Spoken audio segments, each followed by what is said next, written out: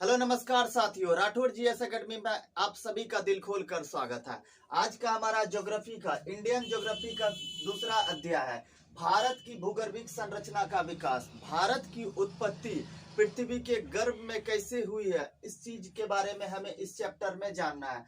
तो आइए world map में हम लोग चलते हैं। वर्ल्ड मैप में जैसा कि आज वर्तमान में आप विश्व के मानचित्र को देख पा रहे हैं कि उत्तरी अमेरिका यहाँ है, ग्रीनलैंड यहाँ पे है, उसके बाद यूरोप महादेश यहाँ है, एशिया महादेश यहाँ पे है, दक्षिणी अमेरिका महादेश यहाँ है, और उसके बाद अफ्रीका महादेश यहाँ पे है, ऑस्ट्रेलिया महादेश यहाँ पे, अंटार्कटिका महादेश यहाँ पे।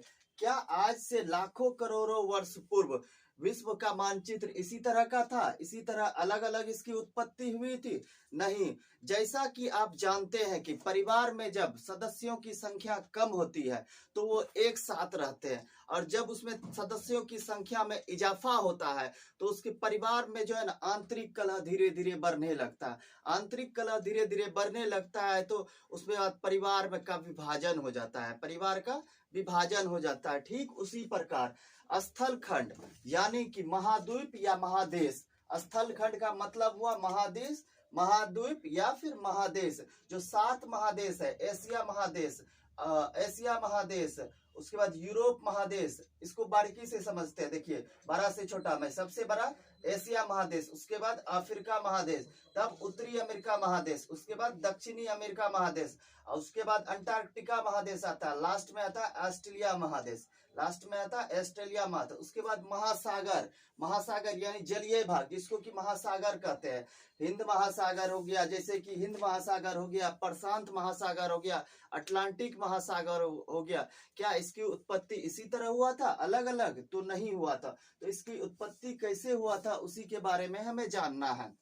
देखिए, ये विश्व के मानचित्र में जो है ना, आप 0 डिग्री अक्षांश रेखा पर, 0 डिग्री अक्षांश रेखा या फिर आप विषुवत रेखा पर आएंगे तो विषुवत रेखा या फिर 0 डिग्री अक्षांश रेखा विश्व को जो है ना 2 बराबर भागों में बांटती है, उत्तरी गोलार्ध और दक्षिणी गोलार्ध। ऊपर की ओर जो है उसको उत्तरी गोलार्ध, जो दक्षिण की ओर है उसे दक्षिणी गोलार्ध कहते हैं, उसे दक्षिणी गोलार्ध कहते हैं। अब देखिए, विश्व की उत्पत्ति कैसे हुई है। ये जो है स्थल खंड और जलीय भाग पहले एक साथ हुआ करता था, सभी स्थल खंड एक साथ हुआ करता था और सभी जलीय भाग एक साथ हुआ करता था।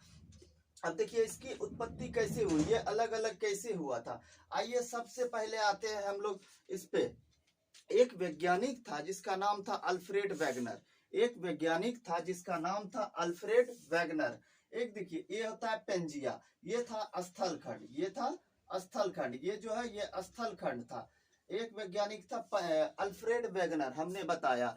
ये स्थल खंड का जो नाम है ना, ये स्थल खंड का नाम उन्होंने पेंजिया रखा। क्या रखा? पेंजिया रखा। और इसके चारों तरफ जो जलीय भाग पाया जाता है, इसके चारों तरफ जो जलीय भाग था, इसको इन्होंने पेंथालासा कहा, इसको इन्होंने पेंथालासा कहा। और स्थलीय भाग को क्या कहा?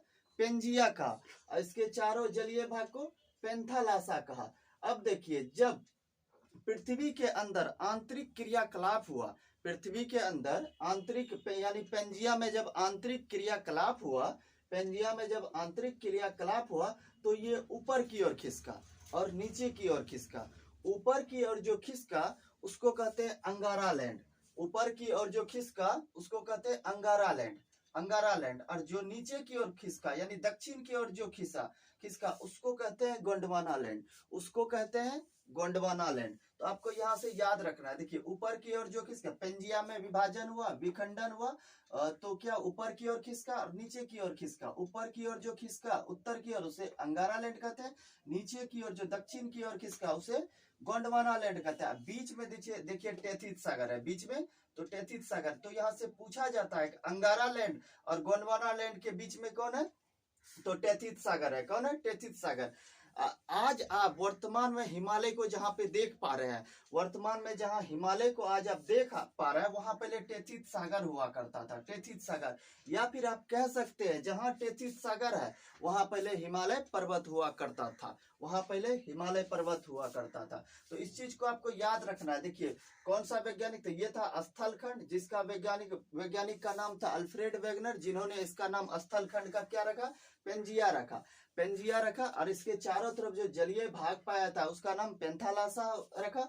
और जब ये पेंजिया में विभाजन हुआ, विखंडन हुआ, तो ये ऊपर की ओर खिसका, जिसको अंगारा लैंड या फिर लॉरेंसिया लैंड कहते हैं। जो नीचे की ओर खिसका, जो नीचे की ओर खिसका, उसको गोंडवाना लैंड कहते हैं, उसको अब गोंडवाना लैंड कहते हैं। अब आइए फिर से मानचित्र पर, फिर से हम लोग मानचित्र पर आते हैं। देखिए हमने बताया 0 डिग्री अक्षांश रेखा, 0 डिग्री अक्षांश रेखा या फिर विषुवत रेखा विश्व के मानचित्र को यानी विश्व को 2 बराबर भागों में बांटती है, 2 बराबर भागों में बांटती है। तो वो उत्तरी गोलार्ध, दक्षिणी गोलार्ध। हमने अभी बताया जो ऊपर की ओर खिसका, पेंजिया में जब विभाजन हुआ, जो ऊपर की ओर खिसका उसको कहते हैं क्या, अंगारा लैंड या फिर लॉरेंसिया लैंड। अब देखिए अंगारा लैंड के अंतर्गत कौन से महादेश आते हैं। देखिए पहला हो जाएगा आपको यहाँ पे उत्तरी अमेरिका, उसके बाद ग्रीनलैंड, उसके बाद यूरोप महादेश, और उसके बाद एशिया महादेश, एशिया महादेश। ये सब जो उत्तरी गोलार्ध में आता है, उत्तरी गोलार्ध यानी कि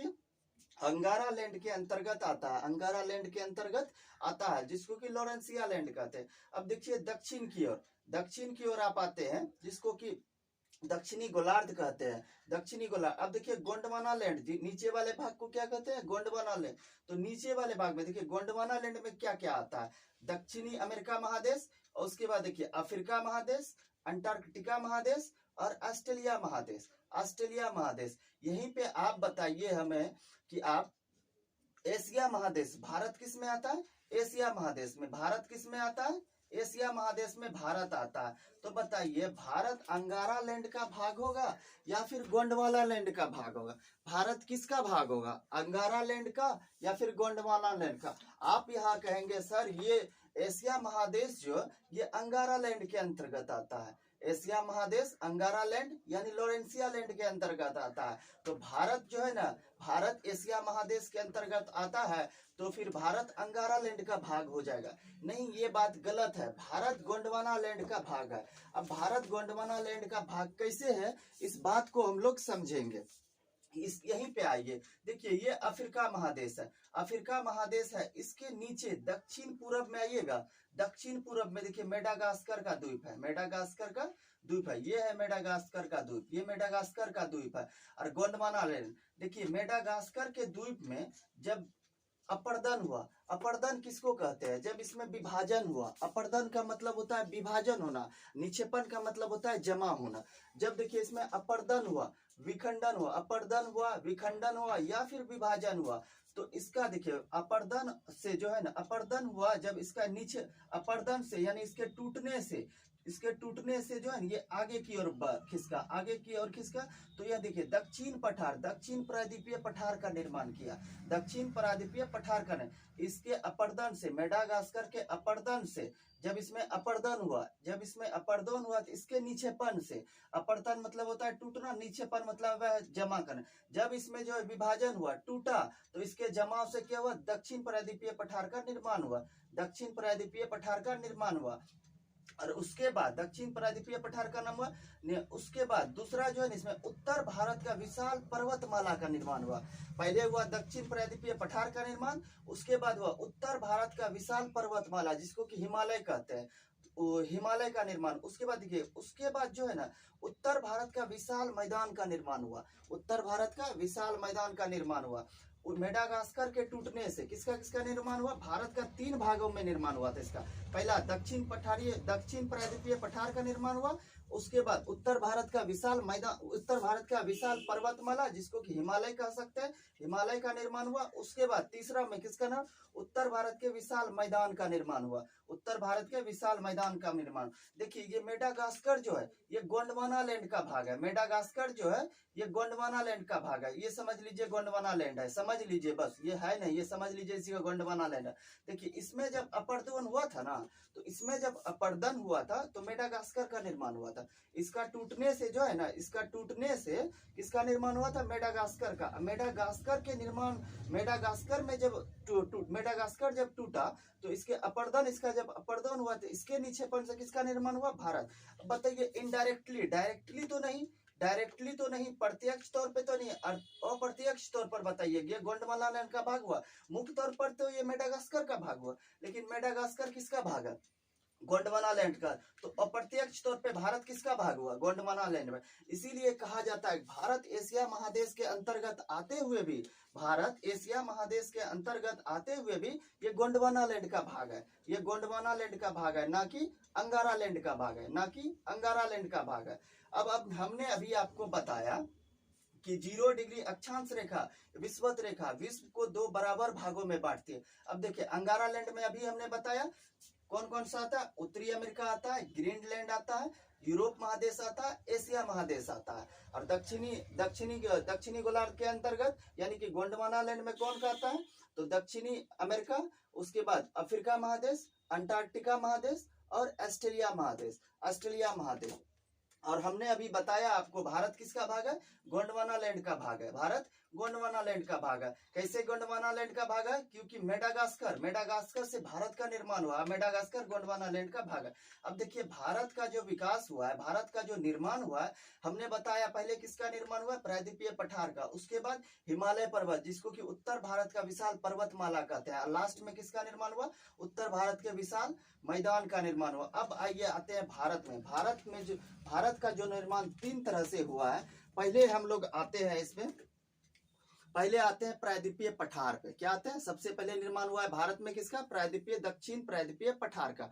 पहले आते हैं हम लोग दक्षिण प्रायद्वीपीय पठार में। अब देखिए दक्षिण प्रायद्वीपीय पठार, पहले तो प्रायद्वीप किसे कहते हैं? दक्षिण प्रायद्वीपीय पठार हम कह रहे हैं तो प्रायद्वीप किसे कहते हैं? प्रायद्वीप वह भूखंड या वह बड़ा स्थलखंड, ना कि छोटा। अगर छोटा स्थलखंड होगा, 3 तरफ जल होगा, एक तरफ स्थल से घिरा होगा तो वो अंतरीप कहलाएगा। और वही बड़ा स्थलखंड होगा, बड़ा स्थलखंड होना चाहिए, ठीक है, बड़ा स्थलखंड होना चाहिए और उसके 3 तरफ जल हो और एक तरफ जो है स्थल हो तो उसको प्रायद्वीप कहते हैं। भारत जो है बड़ा भूखंड है, बड़ा स्थलखंड है, बड़ा स्थलखंड, इसलिए भारत जो है ना प्रायद्वीप है। क्या?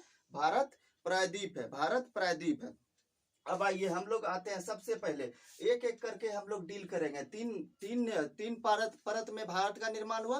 पहले दक्षिण प्रायद्वीपीय पठार, तो पहले दक्षिण प्रायद्वीपीय पठार को हम लोग पढ़ेंगे अच्छे से, दक्षिण प्रायद्वीपीय पठार को पढ़ेंगे। अब देखिए दक्षिण प्रायद्वीपीय पठार में जो है कई चट्टाने हैं दक्षिण प्रायद्वीपीय पठार में। उन चट्टानों का सही क्रम क्या है? उन चट्टानों में क्या क्या पाए जाते हैं?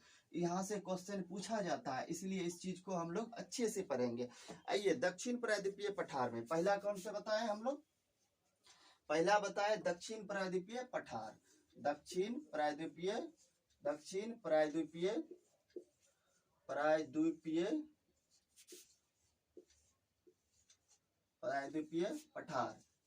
प्रायद्वीपीय पठार, दक्षिण प्रायद्वीपीय पठार के बारे में पहले पर हमने क्या बताया कि इसके अंतर्गत कई चट्टाने पाया जाता है, कई चट्टाने पाया जाता है। और एक चीज दे दे, दक्षिण पठार किसका भाग है? गोंडवाना लैंड का भाग है, गोंडवाना लैंड का दक्षिण पठार भाग है। इसमें कई चट्टाने पाई थी। भारत की जो है ना, भारत की संरचना में जो है ना कई चट्टानों का जो है ना, कई चट्टानों का योगदान है, उसमें से निम्न चट्टान हम लोग बता रहे हैं। पहले आता है, देखिए पहले सबसे पहला आया आर्कियन क्रम का चट्टान। आर्कियन, हम इसको शॉर्ट में ए लिख रहे हैं। क्या लिख रहे हैं? ए लिख रहे हैं, आर्कियन क्रम का चट्टान। अब देखिए आर्कियन क्रम के चट्टान जो है प्राथमिक चट्टान होता है। सर्वप्रथम ये चट्टान का निर्माण हुआ था, और जन इस चट्टान में जो है ना, इस चट्टान से ज्यादा कुछ नहीं पूछा जाता है, बस ये चीज पूछा जाता है कि आर्कियन क्रम का चट्टान सर्वप्रथम किस चट्टान का विकास हुआ है? तो आर्कियन क्रम का चट्टान का। और आर्कियन क्रम के चट्टान में जो है जीवाश्म नहीं पाया जाता है। क्या? जीवाश्म नहीं। अगर जीवाश्म नहीं पाया जाता, कोई भी धात्विक खनिज नहीं पाया जाएगा, कोयला नहीं पाया जाएगा, कुछ भी नहीं पाया जाता, जीवाश्म ही नहीं पाया जाता है तो फिर कुछ नहीं पाया। तो इसमें से यह बस ये 2 ही चीज इसमें पूछा जाता है, जीवाश्म का अभाव होता है इसमें, और ये प्राथमिक चट्टान है। उसके बाद आइए आर्कियन क्रम का चट्टान से आगे आइए धारवार क्रम का चट्टान। कौन सा चट्टान?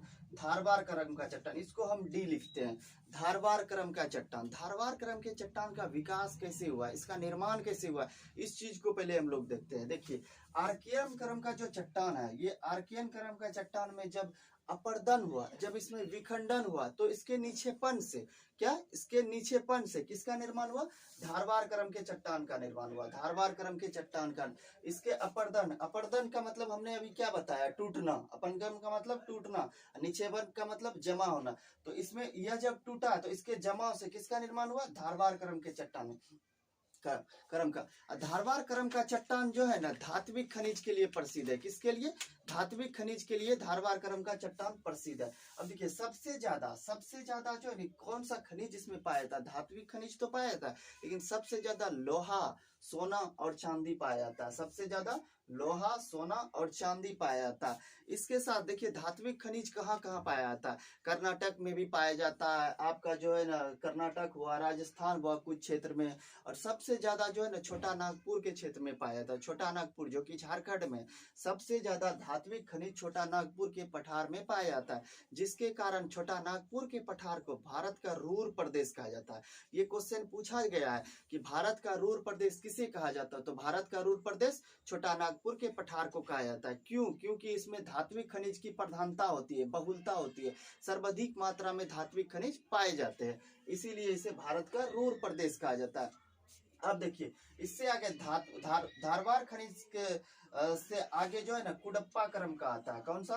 कुडप्पा क्रम का चट्टान आता है। कुडप्पा, पहले देखिए आर्कियन क्रम का चट्टान, उसके बाद धारवार क्रम का चट्टान, उसके बाद आया कुडप्पा क्रम का चट्टान। अब कुडप्पा क्रम के चट्टान का निर्माण कैसे हुआ? कुडप्पा क्रम के चट्टान का निर्माण कैसे हुआ? ये देखिए धारवार क्रम के चट्टान में जब अपर्दन हुआ, जब इसमें विखंडन हुआ, विभाजन हुआ, इसके जमाव से यानी इसके नीचेपन से कुडप्पा क्रम के चट्टान का निर्माण हुआ। कुडप्पा क्रम के चट्टान का निर्माण हुआ। अब देखिए ये जो है कुडप्पा क्रम का चट्टान जो है जी, इसमें भी जीवाश्म नहीं पाया जाता।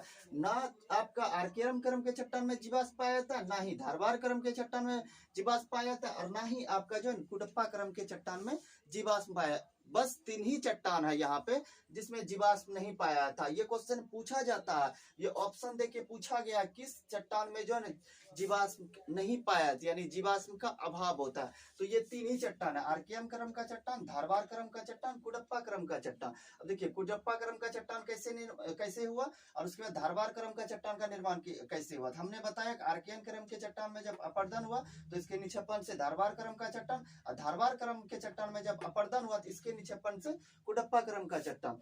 कुडप्पा क्रम का चट्टान, कुडप्पा क्रम का चट्टान भी में भी हमने बताया इन तीनों में जीवाश्म का अभाव होता है, इन तीनों में जीवाश्म का अभाव होता है। ये मुख्य तौर पे जो है कृष्णा नदी घाटी है ना, वहां पे पाया जाता है। कुडप्पा क्रम का चट्टान जो है कृष्णा नदी घाटी है, नल्ला मल्ला की पहाड़ी है, उस क्षेत्र में जो है कुडप्पा क्रम का चट्टान पाया जाता है। अब इससे आगे बढ़िएगा तो बिंद क्रम का चट्टान आता है। बिंद क्रम के चट्टान का निर्माण, यानी कुडप्पा क्रम के चट्टान में जब अपर्दन होता है, विखंडन होता है, इसके नीचेपन से किस चट्टान का निर्माण होता है? विंद क्रम के चट्टान का, विंद क्रम के चट्टान का निर्माण होता है। विंद क्रम के चट्टान में जो है ना जीवाश्म पाया जाता है, थोड़ी मात्रा में जीवाश्म पाया जाता है, बहुत मात्रा में नहीं, थोड़ा मात्रा में जीवाश्म पाया जाता है। सबसे ज्यादा इसमें बलवा पत्थर पाया जाता है। क्या पाया जाता है? बलवा पत्थर। बलवा पत्थर सर्वाधिक तौर पे इसका विस्तार जो है ना, राजस्थान में एक जिला है चित्तौड़गढ़ जिला, राजस्थान में एक जिला है चित्तौड़गढ़ जिला, बिहार का सासाराम तक इसका फैलाव, यानी चित्तौड़गढ़ से बिहार के सासाराम तक ये विंद क्रम के चट्टान का विस्तार है, विंद क्रम के चट्टान का विस्तार है। और यहाँ पे बलवा पत्थर पाया जाता है, बलवा पत्थर पाया जाता है, बलवा पत्थर पाया जाता है। कौन? विंद क्रम के चट्टान में। अब इससे आगे बढ़िएगा तो आपका गोंडवाना क्रम का चट्टान का निर्माण होता है। किसका? गोंडवाना क्रम के चट्टान का निर्माण होता है, गोंडवाना क्रम के चट्टान। ये जो गोंडवाना क्रम का चट्टान है, ये सर्वाधिक भारत का टोटल का 98% कोयला जो है गोंडवाना क्रम के चट्टान में पाया जाता है। कितना? सबसे ज्यादा भारत में जो है कोयला कहाँ पाया जाता है? गोंडवाना क्रम के चट्टान में सबसे। अब देखिए गोंडवाना क्रम का निर्माण कैसे हुआ? विंद क्रम के चट्टान में जब अपर्दन होगा तो इसके नीचेपन से गोंडवाना क्रम के चट्टान का निर्माण हुआ। किसका? गोंडवाना क्रम के चट्टान का निर्माण हुआ। हम और ये देखिए ये सबसे लास्ट है, यानी नवीनतम है, ये सबसे नवीनतम है। और सबसे प्राथमिक हमने अभी क्या बोला था? आर्कियम क्रम का चट्टान, ये सबसे प्रथम है, यानी सबसे प्राचीन हो गया, ये सबसे पुराना हो गया। और सबसे लास्ट में क्या हो गया? गोंडवाना क्रम का चट्टान। तो यहाँ से पूछा जाता है सबसे प्राचीन या फिर प्राथमिक चट्टान कौन है, तो आपको बताना है आर्कियम क्रम का चट्टान। और अगर ये पूछा जाए सबसे नवीनतम चट्टान कौन सा है, तो आपको बोलना है गोंडवाना क्रम का चट्टान। ये जो है गोंडवाना क्रम का चट्टान, यहाँ से क्वेश्चन पूछा गया, यहाँ से क्वेश्चन पूछा गया और बार बार पूछने की संभावना रहती है। अब आगे बढ़ते हैं। देखिए हम लोग इसको जो है ना पहले क्रम में याद रखेंगे, क्योंकि ये क्रम पूछा जाता है कोई भी एग्जाम क्या डाउट है सर? अगर ये गोंडवाना क्रम का चट्टान है तो इसमें 98% कोयला क्यों पाया जाता है? कोयला क्यों पाया जाता है? क्योंकि यहाँ पे सबसे ज्यादा ये जो है ना, ये हमने क्या बताया, गोंडवाना क्रम का चट्टान, गोंडवाना क्रम के चट्टान के पास जो है ना आपका गोदावरी नदी हो गया, दामोदर नदी घाटी हो गया, महानदी हो गया। देखिए ये नदी के बगल में है और नदी के जो बहाव से जो है ना, नदी जब बहती है तो वो जो है अपने साथ साथ जो है ना बलवा पत्थर कंकर को लेकर चलती है, ठीक ना। उसके बाद वो कई वर्ष लाखों करोड़ वर्ष दब जाती है और उसके बाद नीचे दब जाती है, उसके लाखों करोड़ों वर्ष जो है ना कोयला यानी जीवाश्म का निर्माण करते। तो इस क्षेत्र में जो नदी की प्रधानता है, नदी की प्रधानता के कारण जो यहाँ पे गोंडवाना क्रम का चट्टान पाया जाता है, जिसके कारण कोयला सबसे ज्यादा पाया जाता। तो सबसे ज्यादा कोयला किस चट्टान में पाया था? गोंडवाना क्रम के चट्टान में पाया था, टोटल 98%। हमने बताया इसका आपको क्रम याद रखना है, क्रम आपसे पूछा जाता है। देखिए शॉर्ट में रखना है, ये ट्रिक हमने लिखा है, ये जो है ना ट्रिक हमने लिखा है। तो देखिए ट्रिक पहले ADKVG, जिस तरह आप ABCD को सिलसिलेवार ढंग से पढ़ते हैं उसी तरह इसको याद रखेंगे। पहले A, उसके बाद DKVG, इस तरह से आप याद रखेंगे। आर्कियम क्रम का चट्टान, धारवाड़ क्रम का चट्टान, कोडप्पा क्रम का चट्टान, बिंद क्रम का चट्टान और उसके बाद गोंडवाना क्रम का चट्टान। अब देखिए हमने बताया दक्षिणी पठार का क्लियर हो गया, दक्षिणी पठार के अंतर्गत ये सब चट्टाने आते हैं। अब दूसरा हमने बताया था, दूसरा निर्माण किसका हुआ था? उत्तर भारत के विशाल पर्वतमाला का, उत्तर भारत के विशाल पर्वतमाला, जिसको कि हिमालय कहते हैं, जिसको कि हिमालय कहते हैं। अब देखिए इसके बारे में हम पढ़ते हैं। हिमालय को जो है ना मुख्यतः 4 भागों में बांटकर हम लोग पढ़ते हैं। कितना भागों में? 4 भागों में बांटकर पढ़ते हैं, लेकिन हम इसको 7 भागों में बांटेंगे। 7 भागों में इसलिए बांटेंगे क्योंकि 7 भाग से क्वेश्चन, 7 भागों से क्वेश्चन पूछा गया। आप क्वेश्चन बैंक उल्टा के देखिए, 4 भाग में तो बांटेंगे, उसके अलावा हम इसको और अधिक 7 भाग तक लेके जाएंगे और वहां से क्वेश्चन पूछा गया। देखिए हिमालय, ये क्या है? हिमालय है। उसके बाद देखिए इसके नीचे सबसे पहला भाग इसमें होता है क्या? ट्रांस हिमालय। कौन सा भाग होता है? ट्रांस हिमालय। सबसे पहला भाग आता है ट्रांस हिमालय, सबसे पहला भाग हो गया इसमें ट्रांस हिमालय। इसको याद रखना, यहाँ से क्वेश्चन पूछा जाएगा ट्रांस हिमालय। और कौन किसके बीच है, कौन किसको अलग करता है, ये यहीं पे क्लियर होगा। अभी ये यहीं पे क्लियर होगा। और उसके बाद देखिए ट्रांस हिमालय हो गया। दूसरा होता है दूसरा नीचे होता है महान हिमालय, या फिर इसको वृहद हिमालय भी कहते हैं। महान हिमालय या फिर वृहद हिमालय भी कहते हैं, उसके बाद आता है तीसरा में आता है मध्य हिमालय या फिर इसको क्या कहते हैं? लघु हिमालय कहते हैं। मध्य हिमालय या फिर लघु हिमालय कहते हैं। अब चौथा नंबर पे देखिए, चौथा पे जो है ना शिवालिक आता है। क्या आता है? शिवालिक आता है। पहले इन चारों को हम लोग पढ़ते हैं, फिर और 3 भाग को और पढ़ेंगे आगे, ठीक है। पहले इन चारों को क्लियर करते हैं। अब देखिए पहले क्या आया? ट्रांस हिमालय को कितने भागों में पहले बांटे? 4 भाग में, टोटल 7 भाग में बांटेंगे, लेकिन फिलहाल हम 4 भाग को यहाँ डिस्कस कर रहे हैं, आगे 3 भाग का करें। तो देखिए हिमालय को मुख्य तौर पर पूछा जाएगा तो 4 भागों में बांटा जाए, वैसे 7 भागों में, क्योंकि 7 भाग से क्वेश्चन पूछा। देखिए पहला 4 भागों में पहला हो गया ट्रांस हिमालय, पहला हो गया आपका ट्रांस हिमालय। दूसरा देखिए महान हिमालय या वृहद हिमालय। तीसरा हो गया मध्य हिमालय या फिर लघु हिमालय। चौथा हो गया आपका शिवालिक। अब देखिए ट्रांस हिमालय, अगर आपसे पूछा जाए महान हिमालय या फिर वृहद हिमालय किसके बीच स्थित है? महान हिमालय या फिर वृहद हिमालय किसके बीच है? तो आप कहेंगे ट्रांस हिमालय और मध्य हिमालय के बीच स्थित है, right.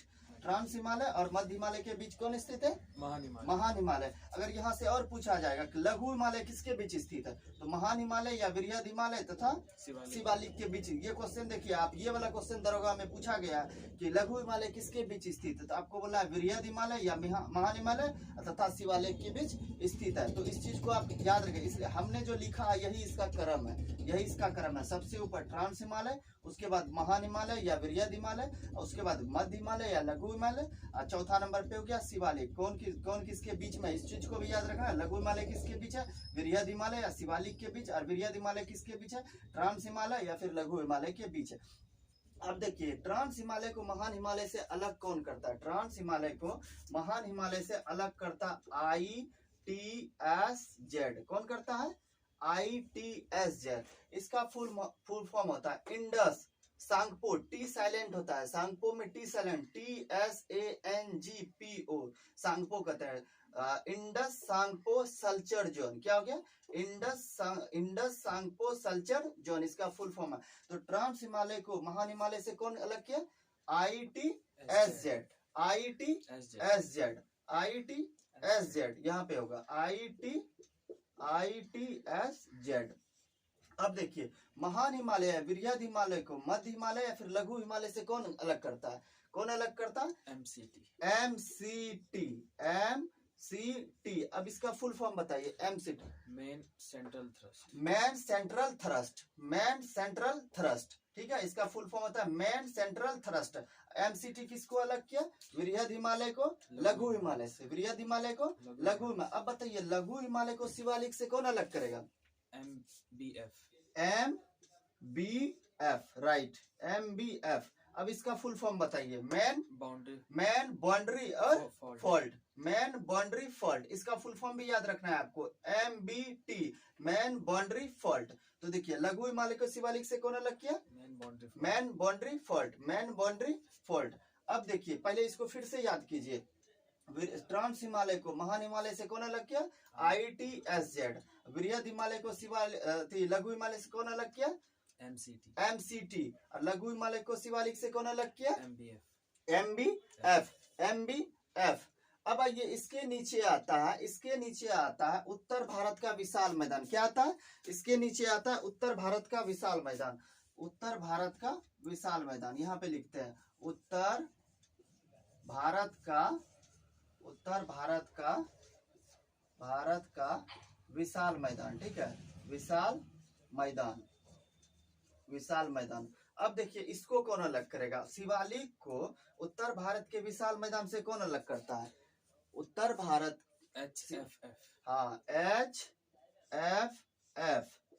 HFF, Himalayan frontier fault. क्या है, हिमालयन फ्रंटियर फॉल्ट। किसको अलग किया, शिवालिक को उत्तर भारत के विशाल मैदान से। तो इस चारों को याद रखना है, कौन किसको अलग करता है, ये चारों को याद रखना है। ठीक है, पहला हमने बताया ट्रांस हिमालय को महान हिमालय से कौन अलग करेगा, ITSZ। और महान हिमालय को लघु हिमालय से कौन अलग करेगा, MCT। और उसके बाद लघु हिमालय को शिवालिक से कौन अलग करेगा, MBF। उसके बाद शिवालिक को उत्तर भारत के विशाल मैदान से HFF। इसको लिख लीजिएगा आप लोग, इसको याद रखिएगा। अब देखिए 5 भागों में हमने बांट दिया, सबसे नीचे क्या था, उत्तर भारत का विशाल मैदान। अब देखिए छठा भाग आता है अरावली पर्वत। कौन आता है, अरावली पर्वत। और 7वां भाग आता है विंध्याचल पर्वत। कौन सा, विंध्याचल पर्वत। पहले 7, देखिए छठा भाग क्या हो गया, अरावली पर्वत। कहाँ पाया जाता है अरावली पर्वत, अरावली पर्वत राजस्थान में पाया जाता है, राइट, अरावली पर्वत। और 7वां हमने क्या बताया अभी, विंध्य पर्वत, जिसको कि विंध्याचल पर्वत कहता है, विंध्य पर्वत या विंध्याचल पर्वत। विंध्याचल पर्वत कहाँ पे है, मध्य प्रदेश में। विंध्याचल पर्वत कहाँ है, देखिए छठा नंबर पे क्या हो गया, अरावली पर्वत। और 7वें नंबर पे क्या हो गया, विंध्याचल पर्वत। अब देखिए अरावली पर्वत को विंध्याचल पर्वत से कौन अलग करता है, कौन अलग करता है, GBF। अब GBF का आप फुल फॉर्म बताइए क्या होता है, ग्रेट बाउंड्री फॉल्ट। तो इसको भी याद रखना, अरावली पर्वत को विंध्याचल पर्वत से कौन अलग करती है, ग्रेट बाउंड्री फॉल्ट। अब देखिए एक चीज और हम आपको बताना चाह रहे हैं, कि देखिए नीचे क्या है, उत्तर भारत का विशाल उत्तर भारत का विशाल मैदान। उत्तर भारत के विशाल मैदान को तिब्बत पठार से ये था तिब्बत पठार से उत्तर भारत का विशाल मैदान को कौन अलग करेगा, HFF। कौन अलग करेगा, HFF। ये क्वेश्चन पूछा गया है, उत्तर भारत के विशाल मैदान, विशाल मैदान को कौन अलग करती है, HFF Himalayan frontier fault, Himalayan frontier fault अलग कौन करती है? तिब्बत। किसको अलग करती है? तिब्बत को उत्तर भारत के विशाल मैदान से, उत्तर भारत के विशाल मैदान से। अब देखिए यह टोटल 7 भाग खत्म हो गया, टोटल 7 भाग क्लियर हो गया। अब आइए इसमें और एक दो चीज के बारे में पढ़ते हैं। हिमालय में, हिमालय के अंतर्गत यानी उत्तर भारत के विशाल पर्वतमाला के अंतर्गत और एक दो चीज को पढ़ते हैं हम लोग। एक वैज्ञानिक का नाम था कोबर। क्या था? कोबर एक वैज्ञानिक का नाम था जिन्होंने कि भूसन्नति का सिद्धांत दिया था। ये क्वेश्चन पूछा जाता है कि भूसन्नति का सिद्धांत किसने दिया था? कोबर ने दिया था। किसने दिया था? कोबर ने दिया था। और दूसरा चीज, दूसरा वैज्ञानिक का आपको नाम याद रखना है। क्या? एक दूसरा वैज्ञानिक है आइजैक और मॉर्गन। कौन है? आइजैक और मॉर्गन। आइजैक और मॉर्गन ने एक सिद्धांत दिया था। क्या? उस सिद्धांत का क्या नाम था? प्लेट विवर्तकनी सिद्धांत, प्लेट विवर्तनिकी सिद्धांत, प्लेट विवर्तनिकी सिद्धांत किसने दिया था? मॉर्गन और आइजैक ने।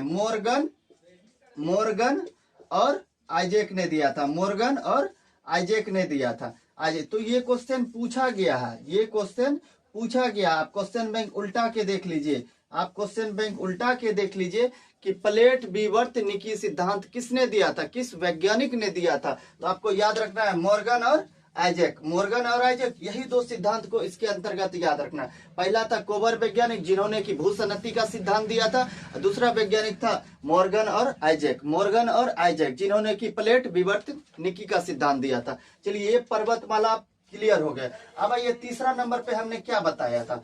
उत्तर भारत के विशाल मैदान का निर्माण हुआ था। किसका निर्माण हुआ था? मैदान का निर्माण हुआ था। उत्तर भारत के विशाल मैदान का निर्माण हुआ था। अब देखिए इसको हम लोग अच्छे से समझेंगे। उत्तर भारत के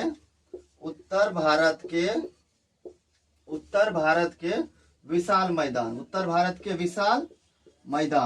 भारत के विशाल मैदान का निर्माण हुआ था। अब देखिए इसका निर्माण से पहले जो है ना, इसके बारे में जानने से पहले हम आपको 3 नदी के बारे में बताना चाह रहे हैं। क्योंकि 3 नदी जो है ना मुख्य तौर पे जो है उत्तर भारत के विशाल मैदान से होकर, उत्तर भारत के मध्य यानी मैदान से होकर ना गुजरती है। उसमें से पहला नदी आप आइए गंगा नदी के बारे में जानते हैं। मुख्य तौर पर गंगा नदी गुजरती है, तो गंगा नदी के बारे में हम लोग जानते हैं। अब बताइए गंगा नदी की उत्पत्ति कहाँ हुई है? गंगा नदी की उत्पत्ति कहाँ हुआ है? आप कहेंगे गंगोत्री में। गंगोत्री में। ये बात कहना गलत है कि गंगा नदी की उत्पत्ति गंगोत्री में है। क्यों गलत है इस चीज को हम बताते हैं। देखिए गंगोत्री उत्तराखंड राज्य में एक पर्वत है नंदा देवी पर्वत। कौन सा पर्वत है? नंदा देवी पर्वत है। देखिए नंदा देवी पर्वत पे जो है ना एक हिमनद है जिसका नाम है संतोपत हिमनद। क्या नाम है? संतोपत हिमनद। संतोपत हिमनद। यहाँ से जो है ना संतोपत हिमनद से कौन सी नदी निकलती है? अलकनंदा नदी निकलती है। यहाँ से अलकनंदा निकलती है, यहाँ से अलकनंदा निकलती है, अलकनंदा निकलती है। और उत्तराखंड में ये एक पहाड़ी है गंगोत्री या गंगोत्री हिमनद आप कह सकते हैं। गंगोत्री या गंगोत्री हिमनद।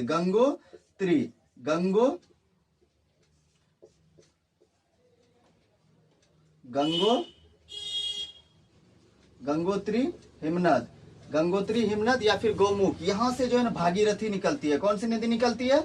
भागीरथी नदी निकलती है। देखिए गंगोत्री से भागीरथी और संतोपत से अलकनंदा, ये दोनों आगे बढ़ती आती है प्रयागराज में। कहाँ पे?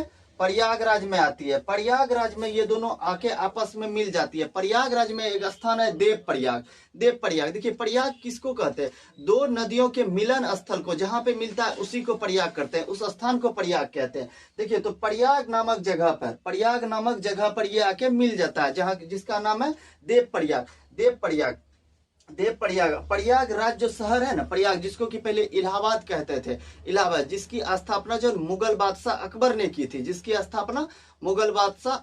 की थी, उसी को आज जो है ना प्रयागराज कहते हैं। तो प्रयागराज के पास आके जो है ना ये भागीरथी और अलकनंदा मिल जाती है। और अलकनंदा और भागीरथी की प्रयागराज में संयुक्त धारा ही गंगा कहलाती है। कहाँ पे?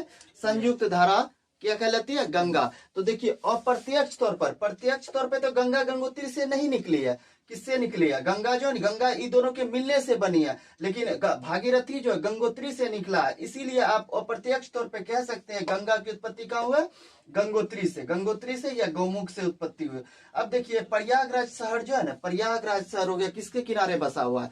किसके किनारे बसा हुआ है? आपको गंगा नदी के किनारे बसा है, गंगा नदी के किनारे बसा हुआ है। इसके साथ साथ ही गंगा नदी के किनारे साथ साथ जो है ना कानपुर प्रयागराज प्रयागराज इसके किनारे बसा है। उसके बाद जो है ना आपको कानपुर इसके पास बसा हुआ, हरिद्वार इसके पास बसा हुआ है गंगा नदी के किनारे, गंगा नदी के। अब देखिए गंगा नदी यहाँ से आगे बढ़ती है, गंगा नदी प्रयागराज से आगे बढ़ती है, प्रयागराज से आगे बढ़ती है, यानी प्रयागराज का उत्तर प्रदेश जो है ना, उत्तर प्रदेश में प्रयागराज है। देखिए प्रयागराज में एक जिला है सबसे, देखिए बिहार में जब ये प्रवेश करती है, बिहार में किस जिला से प्रवेश करती है? तो बक्सर में। किस जिला, सॉरी बिहार में किस जिला से प्रवेश करती है? तो बलिया जिला से। कौन सा जिला? बलिया जिला। उत्तर प्रदेश का एक जिला है बलिया जिला। बलिया जिला से जो है ना गंगा नदी जो है बिहार में प्रवेश करती है। बिहार में सर्वप्रथम किस जिला में प्रवेश करती है? तो आपको बक्सर जिला याद रखना है। कौन सा जिला? बक्सर जिला। ये क्वेश्चन पूछा गया है कि बिहार में गंगा नदी प्रवेश करती है किस जिला से, उत्तर प्रदेश के किस जिला से? तो आपको बलिया जिला बोलना है। अगर जहाँ पूछा जाए बिहार में सर्वप्रथम गंगा नदी किस जिला में प्रवेश करती है, तो बक्सर जिला में। देखिए बिहार में प्रवेश करती है बक्सर जिला से। और कटिहार में एक जगह है मनिहारी, कटिहार में एक जगह मनिहारी, मनिहारी से जो है ना ये निकल जाती है कहाँ पे? पश्चिम बंगाल ये पहुंच जाती है, पश्चिम बंगाल। तो इनकी कहाँ से आपको प्रवेश की? कहाँ पे? बक्सर में। और बाहर कहाँ से निकली? कटिहार जिला में मनिहारी नामक स्थान है, वहां से निकला और पश्चिम बंगाल में बह गए। अब देखिए इसके दौरान जो है ना बिहार के टोटल 12 जिला से होकर गंगा नदी गुजरती है। टोटल कितना? 12 जिला। उन 12 जिला को आपको नाम याद रखना है, क्रम के अनुसार आपको नाम याद रखना है, क्योंकि नाम पूछा जाता है वो भी क्रम के अनुसार पूछा जाता है। तो देखिए सर्वप्रथम जो है टोटल हमने क्या बोला? 12 जिला से होकर गुजरती है। कितना? 12। सर्वप्रथम क्या बोला हमने? बक्सर जिला से होकर गुजरती है। कौन सा? बक्सर जिला से होकर गुजरती है। अब देखिए बक्सर जिला से आगे बढ़ती है, बक्सर जिला से आगे बढ़ती है भोजपुर या आरा। देखिए दूसरा नंबर पे हो गया भोजपुर या आरा, दूसरा पे हो गया भोजपुर या आरा। पहला पे क्या हो गया? बक्सर। दूसरा पे हो गया भोजपुर आरा, भोजपुर या आरा दोनों एक ही नाम है। तीसरा पे हो गया सारण, तीसरा पे हो गया सारण जिला। चौथा पे हो गया पटना जिला, चौथा पे पटना जिला। पांचवा पे आइएगा तो वैशाली जिला आ गया, पांचवा कौन सा जिला आ गया? वैशाली जिला। और छठा पे आप आइएगा तो समस्तीपुर आता है। कौन? समस्तीपुर जिला। उसके बाद सातवां पे आइए, सातवां पे आइएगा तो आपको कौन सा जिला आएगा? बेगूसराय जिला। कौन सा? बेगूसराय जिला। आठवां पे आइएगा तो लखीसराय आएगा, आठवां पे लखीसराय आएगा। नौवां पे आइएगा तो आपको मुंगेर मिलेगा, नौवां पे मुंगेर जिला। 10वां पे आइएगा तो आपका खगड़िया जिला, 10वां पे खगड़िया जिला। 11वां पे आइएगा भागलपुर जिला, 11वां पे भागलपुर जिला। और 12वां पे आइएगा तो आपको कौन? कटिहार जिला। यही इसका क्रम है, हमने जो बताया यही इसका क्रम है। आपको क्रम के अनुसार 12 जिला का नाम याद रखना है। तो इन कहां से की? बक्सर में। बाहर कहां से निकली? तो आपको कटिहार जिला में मनिहारी नामक स्थान पे। तो कौन? टोटल 12 जिला है, 12 जिला को हमने बता दिया। गंगा नदी बिहार के 12 जिला से होकर गुजरती है। इसको मैं फिर से रिवीजन करवा दे रहा हूँ। देखिए बिहार में सबसे पहले कहाँ गुजरी, कहाँ प्रवेश की? बक्सर जिला में। सबसे पहले बक्सर जिला आपको याद रखना है। उसके बाद आरा या भोजपुर जिला, दूसरा नंबर पे आरा या भोजपुर जिला। तीसरा नंबर पे सारण जिला, तीसरा पे सारण। चौथा पे हो जाएगा वैशाली जिला, चौथा पे वैशाली। पांचवा पे हो जाएगा पटना जिला, पांचवा नंबर पे पांचवा जिला। छठा पे आ जाएगा आपका समस्तीपुर जिला, छठा पे समस्तीपुर जिला। सातवें पे आ जाएगा बेगूसराय जिला, सातवां पे बेगूसराय जिला। आठवां पे आ जाएगा आपको लखीसराय जिला, आठवां पे लखीसराय जिला। नौवां पे आ जाएगा आपका मुंगेर जिला, नौवां पे मुंगेर जिला। 10वां पे आ जाएगा आपका खगड़िया जिला, 10वां पे खगड़िया जिला। 11वां पे आ जाएगा आपका भागलपुर जिला और 12वां पे आ जाएगा कटिहार जिला। तो बिहार के टोटल 12 जिला से होकर गुजरती है। उसके बाद यहाँ से जो है ये पश्चिम बंगाल में प्रवेश करती है। पश्चिम बंगाल में प्रवेश करती है। तो पश्चिम बंगाल में ये क्वेश्चन पूछा जाता है कि पश्चिम बंगाल में गंगा नदी सर्वप्रथम किस जिला से होकर प्रवेश करती है? तो आपको क्या बोलना है? कटिहार जिला। कटिहार जिला। देखिए पश्चिम बंगाल में एक नदी है हुगली नदी। हुगली नदी जो है इसकी सहायक नदी है। सहायक नदी नहीं, इसमें आके मिल जाती है। हुगली नदी जो है इसको पानी गंगा नदी को देती नहीं है, बल्कि इसका पानी ले लेती है, लेकिन इसका सहायक नहीं है, इसमें आके मिल जाती है। तो हुगली नदी इसमें मिल जाती है। हुगली नदी जो है ना, हुगली नदी के किनारे कोलकाता शहर बसा हुआ है। कोलकाता शहर बसा हुआ। तो आप कह सकते हैं कि अगर जहाँ ऑप्शन में आप हुगली नदी नहीं दे, गंगा नदी दे, और गंगा नदी देकर पूछा जाए कि कोलकाता किस नदी के किनारे बसा है, तो आप जो है ना गंगा नदी कह सकते हैं, क्योंकि गंगा इसकी सहायक, गंगा की हुगली नदी किसकी सहायक नदी है? गंगा की सहायक नदी। तो आप गंगा नदी कह सकते हैं। अब पश्चिम बंगाल से आगे बढ़ती है गंगा नदी कहाँ? बांग्लादेश में। बांग्लादेश में जो है ना इसको पद्मा के नाम से जाना जाता है। गंगा नदी को बांग्लादेश में पद्मा के नाम से जाना जाता है। पद्मा के नाम से। देखिए बांग्लादेश में एक नदी है मेघना नदी। बांग्लादेश में एक नदी है मेघना नदी। मेघना नदी जो है ना बांग्लादेश में गंगा से आकर मिल जाती है। गंगा से आकर मेघना नदी गंगा से आकर मिल जाती है। गंगा से आकर मिल जाती है, या फिर कि ये गंगा नदी जो है मेघना से आकर मिल जाती है। मेघना से मिलने के बाद जो है ना ये अपना जल बंगाल की खाड़ी में गिराती है। बंगाल की खाड़ी में जो है ना अपना जल जो है ना मेघना के नाम से गिराती है। गंगा नदी बंगाल की खाड़ी में किस नाम से जल गिराती है? जल मेघना के नाम से। मेघना के नाम से। चलिए गंगा नदी क्लियर हो गया। अब आइए ब्रह्मपुत्रा नदी के बारे में पढ़ते हैं। ब्रह्मपुत्रा और यमुना, तीन नदी के बारे में जो है ना हम लोग जिक्र करेंगे। तीन नदी के बारे में हम लोग जिक्र करेंगे। पहला जो है ना हम लोग गंगा नदी कर दिया। अब दूसरा जो है ना ब्रह्मपुत्रा नदी के बारे में हम लोग जिक्र करते हैं। अब देखिए ब्रह्मपुत्रा नदी, गंगा नदी के बारे में और एक बात याद रखना है, गंगा नदी की टोटल लंबाई कितनी है? 2525 किलोमीटर। अब बताइए पटना शहर किसके किनारे बसा हुआ? गंगा के नदी के किनारे, क्योंकि पटना शहर जो है बिहार की राजधानी है पटना, इसलिए जो ये क्वेश्चन पूछा जाता है पटना शहर किस नदी के किनारे बसा है? तो गंगा नदी के किनारे। और टोटल लंबाई इसकी 2525 किलोमीटर। अब आइए इस ब्रह्मपुत्रा नदी की टोटल लंबाई कितना है? 2900 किलोमीटर। कितना है? 2900 किलोमीटर। अब देखिए इसका उद्गम कहाँ पे? उद्गम कहाँ? देखिए चीन एक देश है, जो चीन में एक तिब्बत पहाड़ी है। कौन सा है? तिब्बत का पठार बोलिए या फिर पहाड़ बोलिए। तिब्बत के पठार पे एक जो है ना हिमनद है। उस हिमनद का क्या नाम है?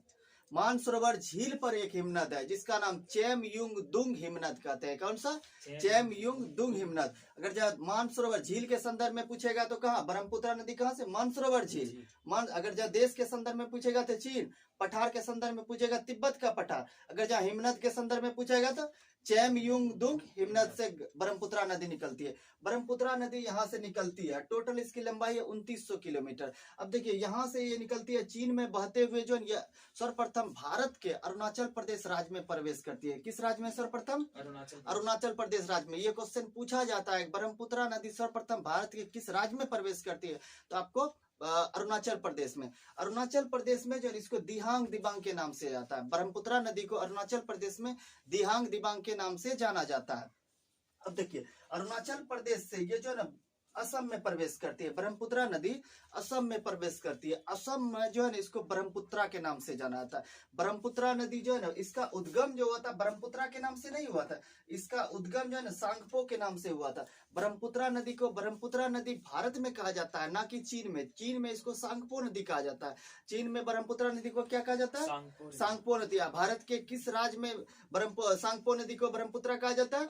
असम में कहा जाता है। ठीक ना। उसके बाद देखिए असम से ये जो है ना प्रवेश करती है कहाँ पे?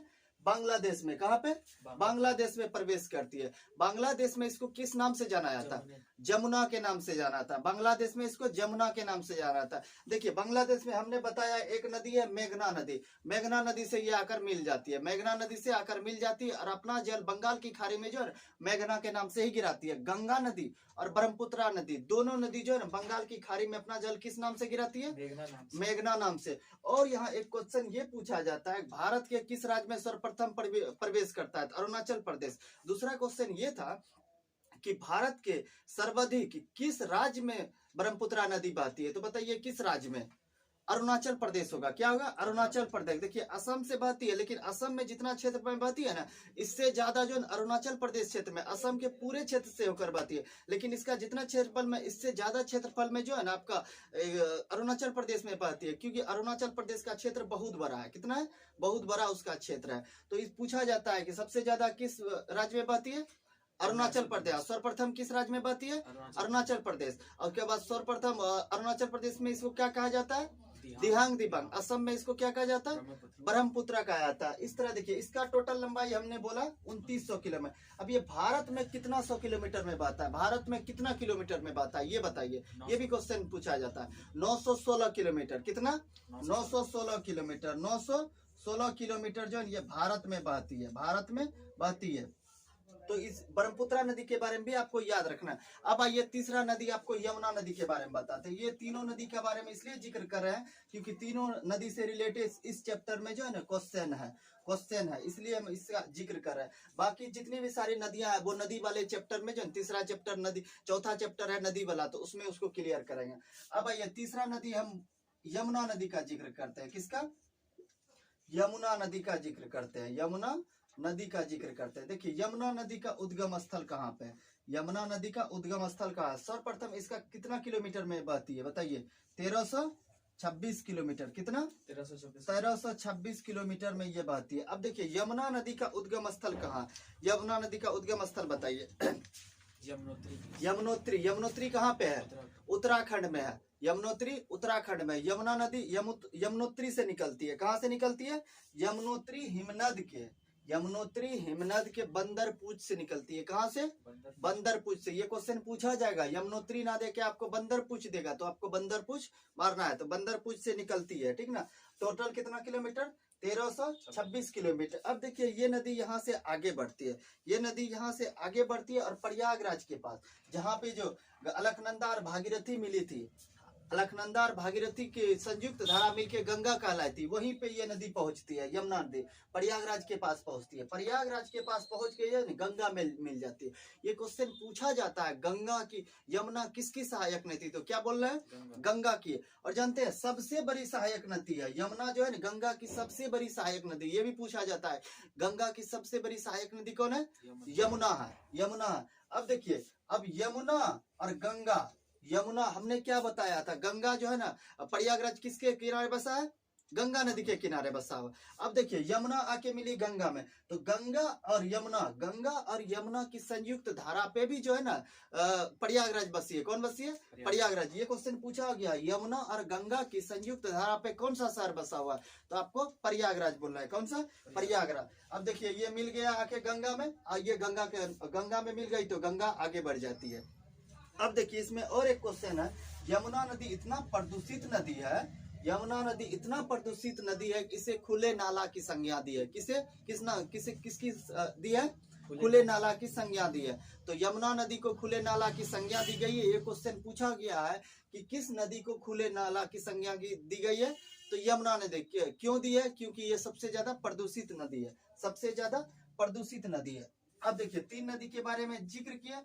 अब आइए तीसरा भाग क्या था हमारा? भारत के निर्माण में तीसरा भाग क्या था? उत्तर भारत का विशाल मैदान। क्या था? उत्तर भारत का विशाल मैदान। देखिए नदी को पढ़ाने का रीजन ये था, उत्तर भारत का विशाल मैदान, या फिर इसको मध्य मैदान कह सकते हैं, भारत का मध्य क्षेत्र कहते हैं। मध्य क्षेत्र से होकर ही गंगा नदी गुजरती है। अब बताइए जहां से गंगा यमुना ब्रह्मपुत्र नदी गुजरेगी, क्या वो मरुस्थल का क्षेत्र होगा कि उपजाऊ क्षेत्र होगा? उपजाऊ। नदी के आसपास का क्षेत्र नए जलीय मिट्टी पाया जाता है, आसपास के क्षेत्र में नया जल और मिट्टी पाया जाता है, नया जल और मिट्टी पाया तो वो उपजाऊ क्षेत्र होगा। अब बताइए जहां ज्यादा फसल उगेगा वहां जनसंख्या ज्यादा निवास करेगी, इसलिए जो है ना सहस्त्र गहनता, इस क्षेत्र में जो है ना सहस्त्र गहनता पाई जाती है। किस क्षेत्र में? उत्तर भारत के विशाल मैदान में सहस्त्र गहनता पाई जाती है। नदी के जो आसपास क्षेत्र रहता है उसको जलोढ़ मृदा कहा जाता है। देखिए जलोढ़ मृदा भी 2 प्रकार का होता है। जलोढ़ मृदा 2 प्रकार का, एक होता है नई जलोढ़ मृदा, दूसरा होता है पुरानी जलोढ़ मृदा। अब बताइए पुरानी जलोढ़ मृदा को क्या कहते हैं? बांगर कहा जाता है। पुरानी जलोढ़ मृदा को बांगर कहा जाता है और नई जलोढ़ मृदा को खादर कहा जाता है। नई जलोढ़ मृदा को खादर कहा जाता है। अब देखिए हमने बताया अब बताइए ब्रह्मपुत्रा नदी कहाँ से, हमने क्या बताया, अरुणाचल प्रदेश असम से होके। अब बताइए अरुणाचल प्रदेश असम का क्षेत्र क्या होगा, उपजाऊ क्षेत्र होगा, ना कि मरुस्थलीय क्षेत्र होगा। कौन सा क्षेत्र होगा, उपजाऊ क्षेत्र होगा। और उसके बाद गंगा नदी के आसपास का जितना क्षेत्र, उत्तर प्रदेश हो गया, बिहार हो गया, पश्चिम बंगाल का हो गया, ये सब क्षेत्र भी उपजाऊ क्षेत्र है। तो ये इससे रिलेटेड क्वेश्चन है आगे चैप्टर में, इसलिए बता रहा है, समझिएगा। इसके आसपास का क्षेत्र, जल और मिट्टी इसके आसपास के क्षेत्र में पाया जाता है, तो उपजाऊ क्षेत्र होगा। उपजाऊ क्षेत्र होगा तो इसमें सहस गहनता पाई जाएगी। सहस यानी जनसंख्या जो है ना, जनसंख्या साकरा होगा, सर्वाधिक जनसंख्या यहाँ पे निवास करती है। अब देखिए ये क्लियर हो गया। हमने बताया भारत का निर्माण कैसे हुआ, पृथ्वी के गर्भ में भारत का निर्माण कैसे हुआ, हमने 3 भागों में बताया। प्रायद्वीपीय पठार, सर्वप्रथम प्रायद्वीपीय पठार का निर्माण हुआ। उसके बाद उत्तर भारत के विशाल पर्वतमाला जिसको हिमालय कहते हैं। तीसरा नंबर पे जो है ना सब उत्तर भारत का विशाल मैदान। तीनों को हमने क्लियर किया। तीनों में सबसे प्राचीन पूछा जाएगा, यानी पुराना पूछा जाएगा तो प्रायद्वीपीय पठार कहेंगे, और सबसे नया पूछा जाएगा तो आपको उत्तर भारत का विशाल मैदान पढ़ना। और इसके अंतर्गत जितना भी चट्टान आते हैं, इसके अंतर्गत जितना भी नदी है या जलोढ़ मृदा, ये सब भी क्लियर किया। और उसके बाद हिमालय को जो है 4 भागों में बांटे, उस टोटल मुख्यतः 4 भागों में, टोटल ऐसी तो 7 भागों में बांटे, लेकिन मुख्य रूप से उसको 4 भागों में बांटा जाता है। उसको भी बताया हमने, कौन किसके मध्य है, इसको बताया, कौन किसको अलग करता है, ये भी हमने बताया। ये चैप्टर क्लियर हो गया, इसमें और ज्यादा कुछ नहीं है। इससे रिलेटेड जो है ना, ये इसका डिस्कशन तो समाप्त हो गया। अब नेक्स्ट क्लास में जो है इसका क्वेश्चन करवा देंगे, इसका क्वेश्चन करवा देंगे। इस चैप्टर को देखिए क्वेश्चन जो हम करवाएंगे, पहले आप जो है थ्योरी को जरूर पढ़िएगा, थ्योरी को जरूर पढ़िएगा। उससे होगा कि आप क्वेश्चन बनाइएगा ना तो आपको याद रहेगा, सारा थ्योरी आपको याद है। आप अच्छे से, इसमें हमने एक चीज को 4 बार बताया, तो आप जो है ना थ्योरी जरूर पढ़िएगा। उसके बाद आप क्वेश्चन मारिएगा, ज्यादा सही होगा, ज्यादा समय तक आपको याद रहेगा। तो अगले चैप्टर में जो है ना हम लोग क्वेश्चन को